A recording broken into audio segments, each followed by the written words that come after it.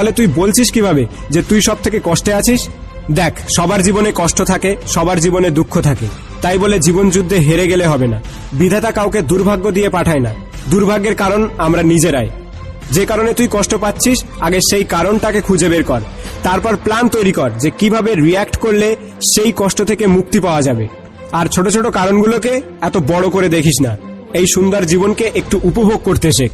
আর তুই বললি না যে আত্মহত্যা করবি, আমি তো খুঁজেই পেলাম না যে কি কারণে তুই আত্মহত্যা করবি। দেখ ভাই, যাদের মাথা খারাপ, যারা পাগল, যারা ভীতু, তারা এইসব ধরনের কথা বলে। তুই নিশ্চয় পাগল বা ভীতু না, তাহলে কেন ভাই?